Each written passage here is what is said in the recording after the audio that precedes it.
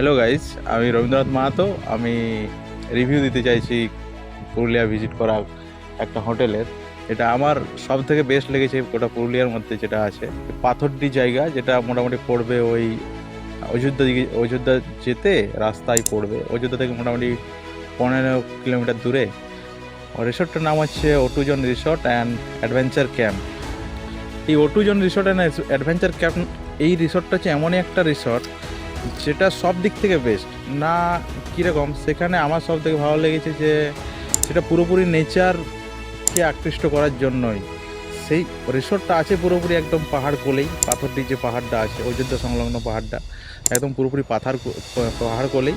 তার জানালা বা যে বেডরুমগুলো আছে, বেডরুম থেকে যদি আমরা জানলা খুলি, বা জানলাগুলো খুব বড় বড়, যদি জানালা খুলি সেই জানলা দিয়ে অপূর্ব দৃশ্য দেখতে পাবো। 3টে পাহাড় এক সারিতে আছে, তো সেটা আমার খুব ভালো লেগেছে। আর যদি ফ্যামিলি নিয়ে আপনারা আসতে চান তাহলে চিলড্রেন্স পার্ক আছে, বা খেলার জায়গা আছে, বসার জায়গা আছে খুব সুন্দর।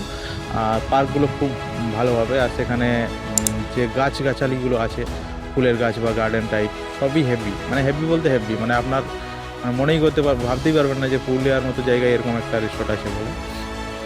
আরেকটা জিনিস ভালো লাগলো সেখানের, যে ওখানে দুটো গ্লাস কটেজ আছে। গ্লাস কটেজ বলতে পুরো চারদিকটা কাচের গ্লাস কটেজ। ভেতর যদি থাকেন তাহলে আপনি পুরো মানে সেরা ফিল করবেন যে চারদিক দিয়ে পুরো কাঁচ। আপনি বেড থেকে একদম পুরোপুরি বাইরে দেখতে পাবেন। শুধুমাত্র যদি আপনার প্রাইভেসি নষ্ট যাতে না হয় তার জন্য পর্দা আছে, সেগুলো আপনি লাগিয়ে রাখতে পারেন। আর এটা প্রেফার করব এই কারণেই যে এই রিসর্টটা অত লোক হয়তো জানে না, বা লোক হয়তো যায় না এই কারণ অযোধ্যা থেকে একটু দূরে, হিলটপ থেকে একটু দূরে। কিন্তু এই রিসর্টটা আমার মনে হয় না যে এই রিসর্টটার থেকে কোনো ভালো রিসর্ট আছে, যেগুলো অযোধ্যা হিলটপে, যেগুলো টপ আপনারা জানেন, তার থেকেও খুবই ভালো। বাকি আপনি ভিডিওতে দেখতেই পাবেন যে কি আমি তুলে ধরছি আর কি আপনাদের কাছে ভিডিওতে, যে পুরো চারপাশটা।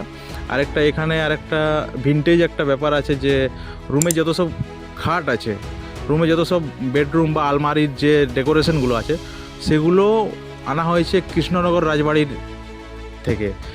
কৃষ্ণনগর রাজবাড়ির যে পার্টসগুলো ছিল, বেড বা আলমারি বা আয়না, সব ডেকোরেশন কৃষ্ণনগর রাজবাড়ির থেকে।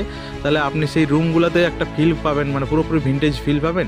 এবং যেটা বললাম যে জানলা যদি খুলেন তাহলে পুরোপুরি পাহাড়ের একটা ভিউ পাবেন, যেটা আর একটা কোনো রেস্টুরেন্ট বা হোটেল থেকে সেই ভিউটা পাওয়া যাবে না।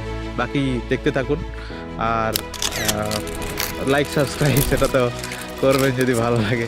ব্যাস, এখানে সমাপ্ত। বাকি ভিডিওটা দেখে যান।